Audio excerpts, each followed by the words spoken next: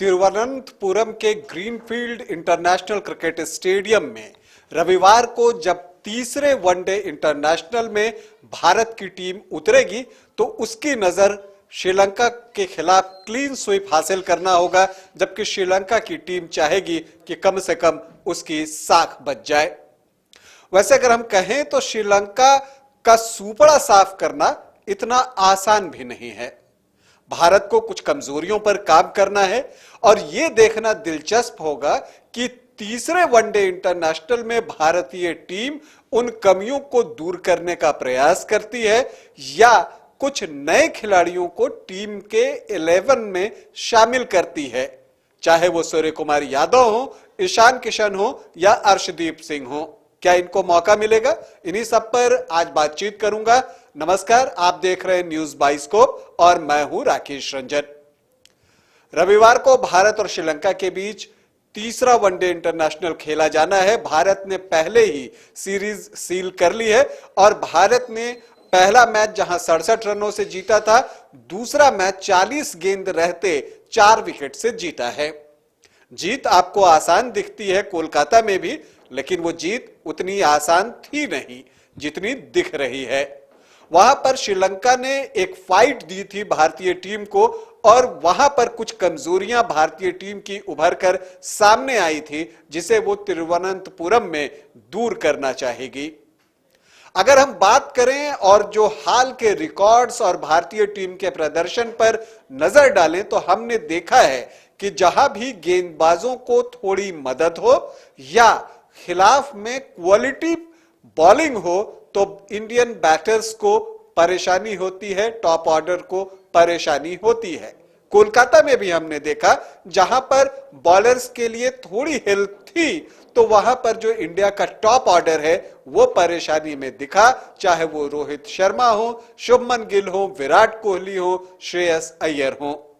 तो अब अगर हम तिरुवनंतपुरम की बात करें तो आपको यह बता दूं कि ये जो ग्रीनफील्ड इंटरनेशनल क्रिकेट स्टेडियम है वो समुद्र के बिल्कुल बगल में है, तो वहां से हवा आती है और यहां पर गेंदबाजों को ठीक ठाक मदद मिलती है, मतलब स्विंग होता है गेंद। और इतना ही नहीं, स्पिनर्स भी प्ले में आते हैं। तो इस लिहाज से देखें तो तिरुवनंतपुरम में स्कोर करना उतना आसान भी नहीं होने वाला है। तो भारतीय टॉप ऑर्डर्स की परीक्षा फिर से होने वाली है।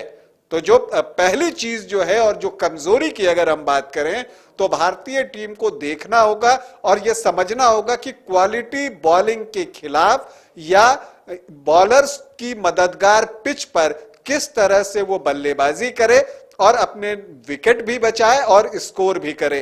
तो ये एक कमजोरी है जिस पर टीम इंडिया तिरुवनंतपुरम में काम करना चाहेगी। अगर हम दूसरी बात करें तो देखिए, तिरुवनंतपुरम की जो पिच है, जैसा मैंने कहा कि यहां पर स्विंग गेंदबाजी को मदद मिलेगी, खास करके इनिशियली, और टीम टॉस जीतकर हो सकता है कि पहले बॉलिंग करना पसंद करे। तो ऐसे में क्या शमी अपने फॉर्म में वापसी करेंगे? शमी ने दोनों वनडे इंटरनेशनल खेले हैं, लेकिन वो थोड़े से रस्टी दिखे हैं, उस लय में नहीं दिखे हैं। और अगर हम मिशन वर्ल्ड कप की बात करें तो वहां पर शमी का फिट होना और फॉर्म में होना, लय में होना बहुत जरूरी है। तो क्या रोहित शर्मा शमी को एक और मौका देंगे कि वो अपनी फॉर्म को वापस पा सके, या चूंकि ये स्विंग गेंदबाजों को मदद करने वाली पिच है तो अर्शदीप को अवसर दिया जाएगा, क्योंकि वो गेंदों को अच्छे से स्विंग कराते हैं और खास करके गेंद जो स्विंग करके अंदर आती है। अर्शदीप का थोड़ा सा कॉन्फिडेंस भी हिला हुआ है, तो ऐसे में अगर उन्हें मौका मिलता है तो वो अपना खोया हुआ आत्मविश्वास भी पा सकते हैं। लेकिन रोहित के सामने ये एक बड़ा सवाल है कि वो शमी की फॉर्म वापसी करवाएं या अर्शदीप को मौका दें।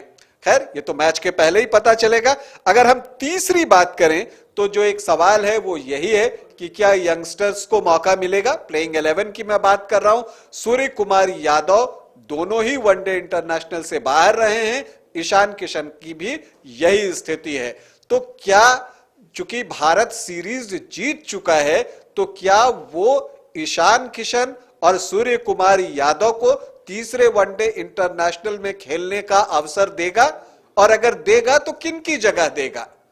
अगर शुभमन गिल की जगह आप लेकर ईशान किशन को आते हैं तो आप केएल राहुल को विश्राम देकर सूर्य कुमार यादव को परख सकते हैं, क्योंकि केएल राहुल ने कोलकाता में एक अच्छी पारी खेली थी। तो ऐसे में फिर से रोहित शर्मा के सामने एक दुविधा होगी कि वो इन फॉर्म बैटर को बाहर करे, चूंकि राहुल ने पिछले मैच में स्कोर किया है, या प्रचंड फॉर्म में T20 फॉर्मेट में ही सही चल रहे सूर्य कुमार यादव को प्लेइंग 11 में शामिल करें।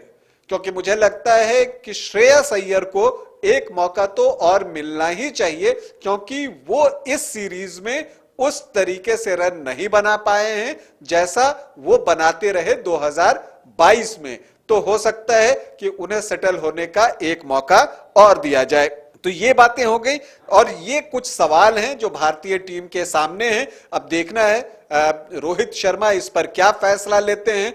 भारत की फील्डिंग है या कोई सीनियर खिलाड़ी रेस्ट लेगा, क्या विराट कोहली रेस्ट लेंगे, ये देखना भी दिलचस्प होगा। क्योंकि अगर विराट कोहली रेस्ट लेते हैं तो वहां पर भी आप सूर्य कुमार यादव को लेकर आ सकते हैं।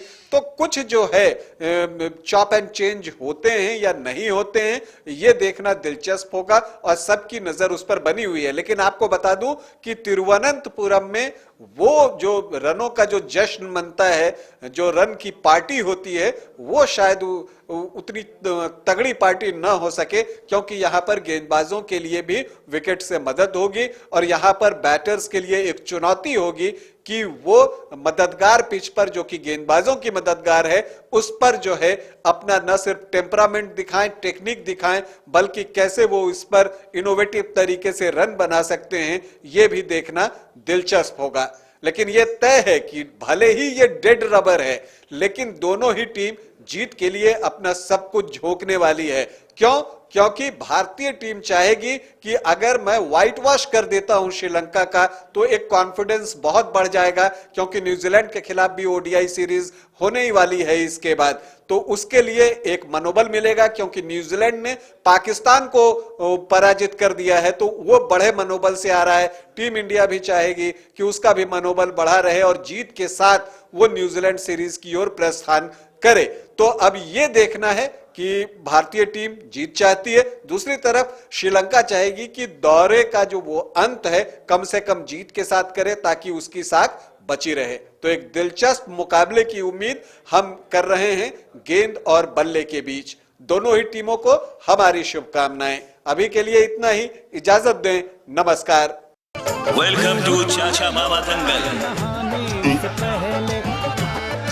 हास्य अदाकार संजय मिश्रा से गुजारिश है कि वह अखाड़े में कूदे और फुलटूस को ट्रॉफी से नवाजे। लगता है समाधि ले ली। अरे बुला रहे हैं। अरे बोल रहे हैं कि बुला लो। टॉप टेक सीमेंट, जो जोड़े तो छोड़े नहीं, मजबूती ही हमारी पहचान।